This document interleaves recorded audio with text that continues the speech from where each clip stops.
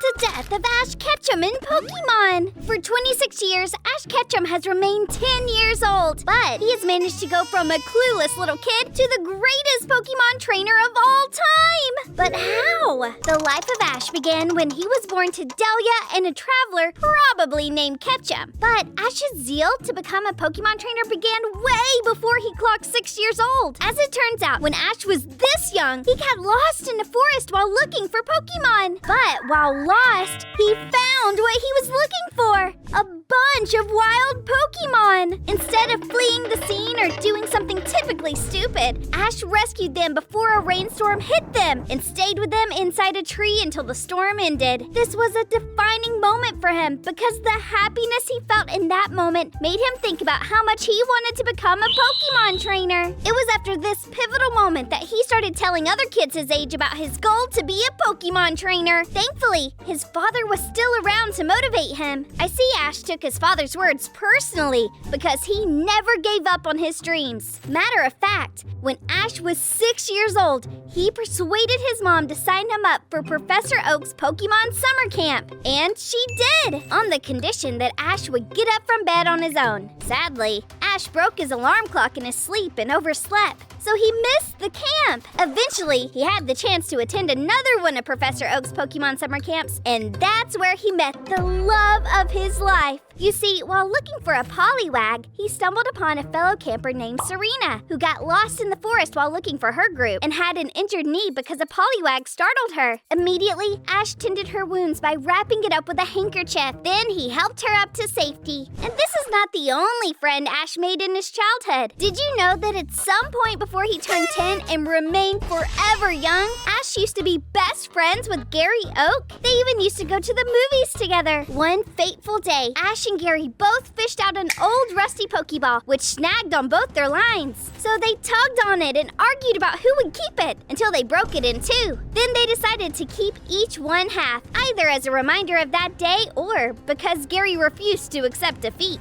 But you see, this friendship would soon evolve into a rivalry. Years go by, and Ash turns 10, which apparently is the legal age to own a Pokemon and set out into the magical world of Pokemon. Ash had one job, and that was to turn up early for his Pokemon naming ceremony. But Ash turned up late. And because of that, the options of Pokemon he could have chosen from was taken away from him, and he had no choice but to accept a very stubborn Pikachu as his starter Pokemon. Thankfully, this Pokemon didn't stay stubborn for long. You see, Ash compromised his safety to keep Pikachu safe from a swarm of Spearow, and that experience was the beginning of what I like to call one of the greatest duos in anime history. Upon challenging various gyms, Ash found traveling companions and a trio of enemies. Ash's relationship with Misty started out because Misty wouldn't stop following him until she was paid back for her bike, which he had ruined. As for Brock, he made a decision to go with Ash and pursue his dream of being the world's best Pokemon breeder. Then Team Rocket, the wacky trio of trouble, they just decided to make it their major goal in life to steal Pikachu after they witnessed its tremendous power. Spoiler alert, they never successfully captured Pikachu. And no matter how hard they tried, they didn't ruin Ash's adventure through Kanto. Matter of fact, they even made it more fun. Ash even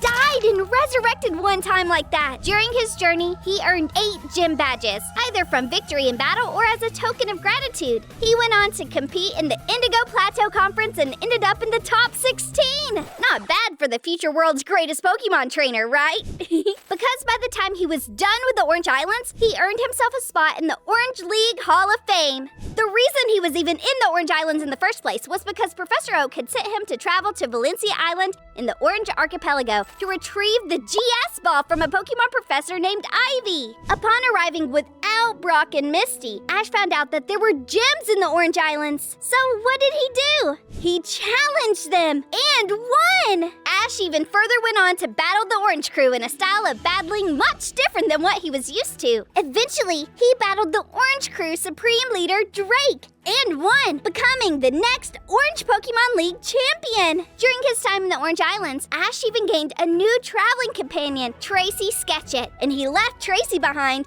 when he had to journey further to the Johto region. I'm I'm sure you remember Gary, Ash's friend turned rival. As it turns out, after Ash bodied the entire Orange League, he encountered Gary again. That's when he learned that Gary had been training hard to participate in the Silver Conference in Johto. Ash then got psyched up to meet new Pokemon and face Gary again, so he and his friends left for the Johto region to collect 8 badges from the gym leaders in the Johto region and compete in the Johto League. Just like it was in Kanto, Ash, Misty, and Brock impacted the many people and Pokemon they met along the way. Ash went ahead to win 2 badges for the Johto League by facing Faulkner of the Violet City Gym and Bugsy of the Azalea Town Gym. Then he won 3 more badges before he and Misty competed in the World Cup in the Whirl Islands, where Ash placed in the top 16. While Ash journeyed Johto, he encountered his ex, Gary, from time to time. And even though they were beefing, Gary seemed to respect Ash more than he did way back in Kanto. There was no denying it. Ash's character had developed as he continued to think more and more about his Pokemon and less about himself. After earning 8 Johto Gym badges, Ash entered the Silver Conference with Gary, where the 2 rivals battled in the tournament in a full battle. In a climatic showdown, Ash emerged victorious against his rival for the first time in his career as a Pokemon trainer, making it one of the biggest turning points in his career. But I believe the greatest turning point was finally ending the beef with his childhood friend and splitting up with Brock and Misty. It wasn't long after that, Ash journeyed to the Hoenn region in search of new challenges and adventure, only taking Pikachu with him. Soon after, he gained 2 new traveling companions, May, a beginner trainer starting out on her journey, and her younger brother Max, who has an extensive, impressive knowledge of Pokemon that far exceeds his years. It was kind of like how Misty and Brock were to him before Brock joined the trio, shortly after they left Petalburg City. In this new phase of Ash's journey, he started taking his goal of being the very best really seriously, because he started to train with his Pokemon more than he ever did.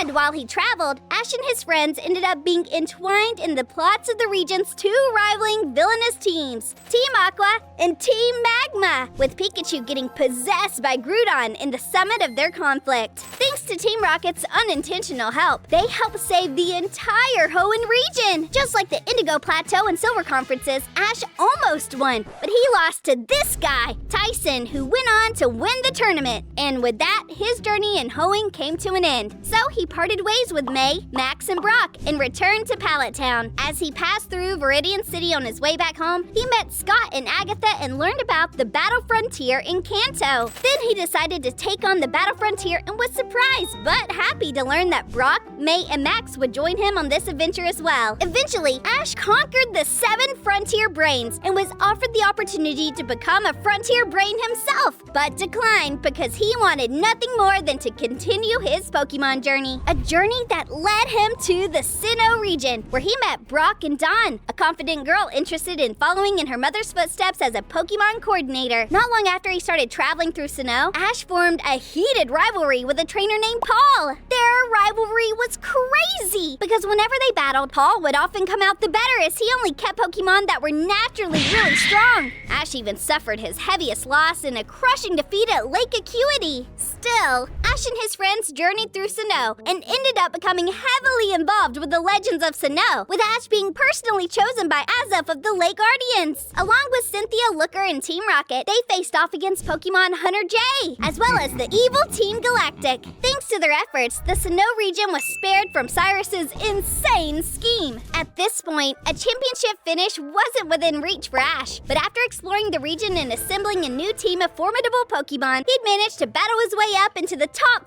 4 of his league. Eventually, Ash managed to defeat his bitter rival. This caused Paul to finally acknowledge Ash as a trainer of some merit, thus ending their arguments. Ash later fought against Tobias and lost, but at least he became the only known trainer to defeat Tobias's Darkrai. As the Diamond and Pearl series came to an end, Ash, Dawn, and Brock split up and went their separate ways. Brock decided to pursue his new dream of becoming a Pokemon doctor. Dawn continued entering contests, and Ash returned home. But after losing in a battle to his new rival Trip and seeing the power of the legendary Pokemon Zekrom while on a trip to the Unova region, he became interested in traveling further into Unova to meet new Pokemon, new friends, and win the Unova Pokemon League. On his new journey, Ash gained new traveling companions, Cyrus, an up-and-coming Dragon Master with keen eyesight, and Killin, one of the 3 optional gym leaders of the Striaton City Gym. During Ash's quest for the badges, the trio also competed in the local competitions Club Battle, Club Explosion, and Pokemon World Tournament Junior Cup. Despite battling quite well, Ash failed to win any of the tournaments and managed to be the runner-up of 2 of the 3. After managing to obtain 8 Unova Gym badges, Ash was allowed to participate in the Virtuous Conference along with his current and some new rivals. In the preliminary round, Ash battled Trip one-on-one, defeating him and ending their rivalry. Ash also defeated his friend and rival, Stefan. He then battled one of his newer rivals, Cameron, and lost, ending in the top 8 of the Virtuous Conference.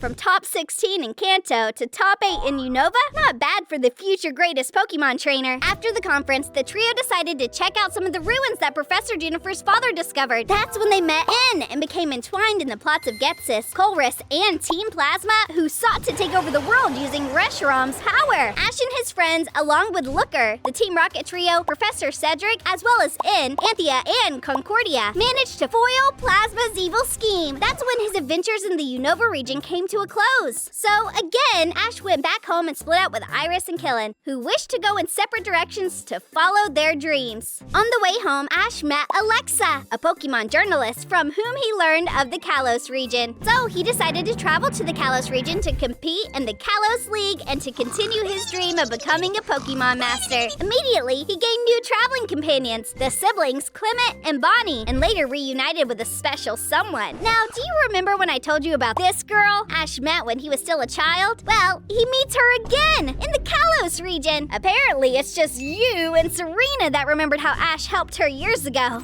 Can't say I remember you. Because Serena had to show Ash the handkerchief he used to mend her knee when they were little kids, before Ash could remember. In the Kalos region, Ash discovered more about the Mega Evolution and Mega Stones, claimed the Bug Badge, earned the Cliff Badge before he arrived in Coal-Marine City. At Coal-Marine City, he won the Plant Badge, claiming his 4th Kalos Gym victory. He also surprised the love of his life with a gift. At Lumio City, Ash and Clement faced each other in their promised gym battle, where Ash managed to win and earn his 5th badge, the Voltage Badge. After some more adventures, Ash and his friends made it to Lavier City, where Ash won the Fairy Badge from Valerie. Then at Inister City, he won the Psychic Badge from Olympia. It was after this that Ash's Frogadier evolved into Greninja, and using the strong bond between it and Ash, obtained a powerful new form which rivals even the power of Mega Evolution. This form is later called Ash Greninja. Soon enough, Ash and Co. moved to Snowbell City, where he lost a battle to Wolfric that made him question his future as a Pokemon trainer. Thankfully, his girlfriend was there to cheer him up, giving him motivation to rematch and win his 8th and final Kalos Gym Badge. After that, Ash and Co. made their way back to Lumio City for the Kalos League. Following several notable victories, Ash reached the finals of the conference, making his first appearance in the finals of the Pokemon League, where he would face Elaine. After a fierce battle, Ash's Greninja was defeated, causing Ash to end up as the runner-up of the Lumiose Conference. But during the closing ceremony of the conference, the bad guys of the Kalos region, Team Flare, they used the power of the Blue Zygarde Core Z2 to cause massive roots to destroy parts of Lumio City. They even kidnapped Ash and Pikachu. But in the end, everyone's combined efforts saved the day. At the end of Ash's journey in the Kalos region, he separated from Clement and Bonnie and bid farewell to his love, Serena. Then Ash went back home to Mama. Back at home, Mime won the lottery, which was in the form of a trip to the beautiful region of Alola for Ash and his mom, Delia. While on Malay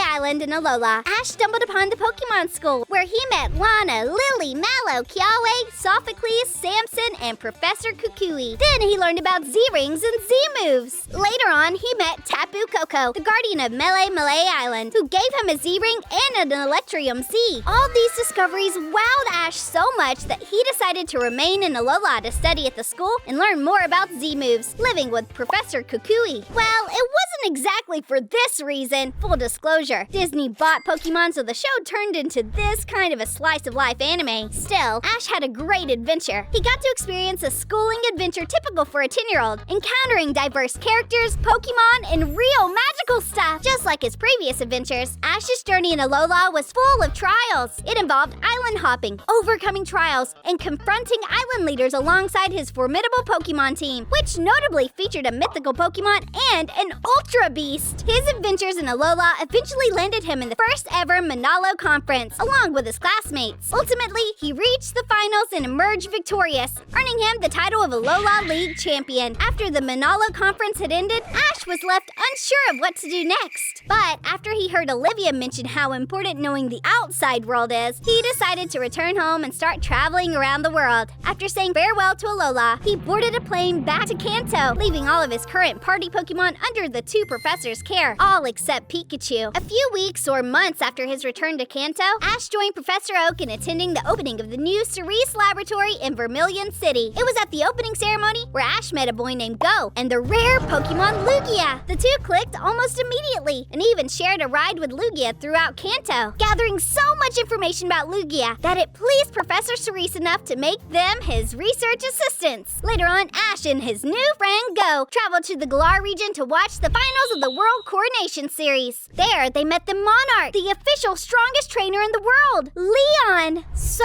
inspired, Ash earned a battle with Leon, but Ash lost. After Ash lost, he decided to take part in the World Coronation Series as well and climb through its ranks to one day challenge Leon again. You see, the Pokemon anime underwent a significant transition as ownership shifted from Disney to Netflix. And alongside this change came a shift in the format, replacing gyms and trials with a ranking system for trainers. In this new setup, trainers move up the rankings through battles, aiming to reach the coveted top spot. So Ash's journey in the Galar region really began upon entering the World Coronation Series. Immediately, he started building up a winning streak, soon even reaching the Great Class. He even defeated Iris to rise to the Ultra Class. You remember Iris, right? His traveling buddy in the Unova region? After that, Ash managed to win his way to the top of the Master Class along with the other reigning regional champions. Then, some motivation from the Alola region motivated him to participate in the Masters 8 tournament, along with the rest of the Masters 8. Eventually, Ash reached the finals where he ultimately emerged victorious against the undefeated Leon. By defeating Leon, Ash effectively proved himself the strongest of all the Pokemon League champions, thus fulfilling his lifelong dream to be the very best. Ash suffered championship loss after loss for 24 years, but he didn't give up. After the Masters 8 tournament, Ash announced his intentions to set off on a new journey alone to continue learning more about Pokemon and achieve his goal of becoming a Pokemon Master. This video said birth to death of